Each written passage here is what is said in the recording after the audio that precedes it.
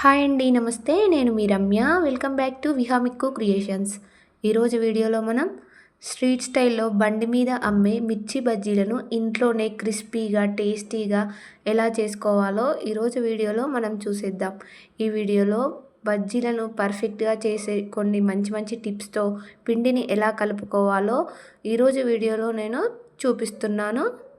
ఈ విధంగా చేస్తే ఈవినింగ్ స్నాక్స్‌లా అందరూ ఎంతో ఇష్టంగా తింటారు. పర్ఫెక్ట్‌గా చేయాలంటే వీడియోను ఎండ్ వరకు స్కిప్ చేయకుండా కంప్లీట్‌గా చూడండి. మీకే తెలుస్తుంది. ఛానల్‌ని ఫస్ట్ టైం చూస్తున్నట్టయితే తప్పకుండా సబ్స్క్రైబ్ చేసుకోండి. వీడియోలో ఎలా చేయాలో చూసేద్దాం. ముందుగా ఇక్కడ నేను మిర్చి బజ్జీలను వేసే పచ్చిమిర్చిని ఒక 10, 12 వరకు తీసుకుంటున్నాను. ఇవి మీకు మార్కెట్లో అవైలబుల్గా ఉంటాయి. వీటిని ఒకసారి వాటర్లో వేసుకొని శుభ్రంగా మంచిగా కడుక్కొని తీసుకోవాలి. ఇప్పుడు వీటిని ఒక సైడ్ కట్ చేసి తీసుకోవాలి. చూడండి, ఈ విధంగా వీడియోలో చూపిస్తున్న విధంగా కట్ చేసుకోవాలి. ఇంకో సైడ్ కట్ కాకుండా చూసుకోవాలి.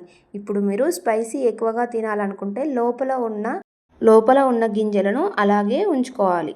ఒకవేళ స్పైసీ తక్కువ కావాలనుకుంటే లోపల ఉన్న గింజలన్నిటిని తీసుకోవాలి. ఇక్కడ నేను కొన్నిటికి లోపల ఉన్న గింజలను తీస్తున్నాను. చూడండి, ఈ విధంగా మెల్లగా లోపల ఉన్న గింజలనంతా తీసేసి పక్కన పెట్టుకోవాలి. అన్నీ ఈ విధంగానే చేసి పక్కన పెట్టుకోవాలి. ఇప్పుడు ఇవి పొడవుగా ఉన్నాయి కాబట్టి చివరలను ఈ విధంగా కట్ చేసి తీసుకోవాలి. చూడండి, అన్నీ ఈ విధంగానే తీసుకొని పక్కన పెట్టుకోవాలి. ఇప్పుడు ఈ మిర్చిలలోకి స్టఫింగ్ని ప్రిపేర్ చేసుకుందాం. ఒక బౌల్ తీసుకొని ఇందులోకి పచ్చి ధనియాల పొడిని ఒక 1 టేబుల్ స్పూన్ వరకు యాడ్ చేసుకోవాలి. అలాగే వాముని నలుపుకొని ఒక అర టీ స్పూన్ వరకు యాడ్ చేసుకోవాలి. తర్వాత ఒక పావు టీ స్పూన్ ఉప్పుని కూడా వేసుకొని అంతా ఒకసారి బాగా కలుపుకొని స్టఫింగ్ని రెడీ చేసి పక్కన పెట్టుకోవాలి. ఇప్పుడు ముందుగా ప్రిపేర్ చేసుకున్న పచ్చిమిర్చిలను తీసుకొని ఇందులోకి ప్రిపేర్ చేసుకున్న మసాలాని కొంచెం కొంచెంగా వేసుకుంటూ స్టఫ్ చేసుకోవాలి. చూడండి, ఈ విధంగా కొంచెం కొంచెంగా పెట్టుకొని అన్నిటిలోకి ఇదే విధంగా స్టఫ్ చేసి పెట్టుకోవాలి.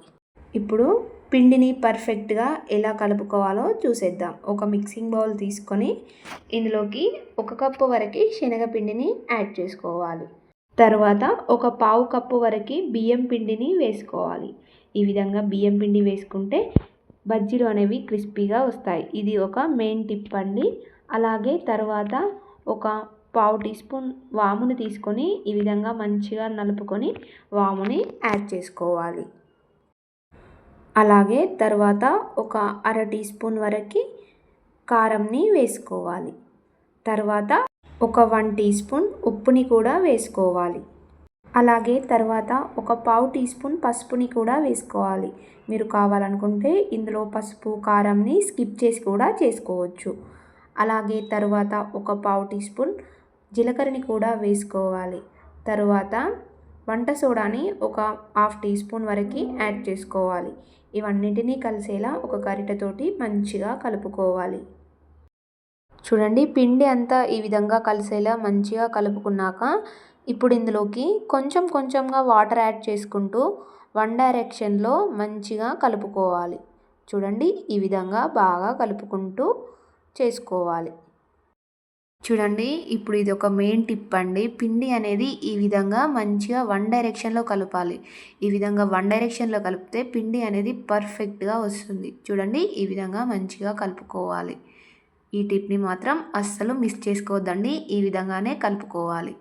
చూడండి, పిండి అనేది చూపిస్తున్న విధంగా ఈ కన్సిస్టెన్సీలో ఉన్న వరకు మంచిగా కలుపుకోవాలి. చూడండి, పిండి ఈ విధంగా పర్ఫెక్ట్ కన్సిస్టెన్సీలో ఉండాలి. ఇప్పుడు ఒక కడాయి తీసుకొని స్టవ్ మీద పెట్టి హీట్ అయ్యాక ఇందులోకి డీప్ ఫ్రైకి సరిపడా ఆయిల్ని పోసుకోవాలి. ఆయిల్ హీట్ అయ్యేలోపు మిర్చి బజ్జీలను ఎలా వేసుకోవాలో చూద్దాం రండి. ఈ విధంగా ఒక మిర్చిని తీసుకొని చూపిస్తున్న విధంగా పిండిలో డిప్ చేసి తీసుకోవాలి. ఇప్పుడు మిరపకాయను ఒక సైడ్ ఈ విధంగా అనుకోవాలి. ఈ విధంగా అంటే పిండి అనేది ఎక్కువగా ఆయిల్లో పడకుండా ఉంటుంది.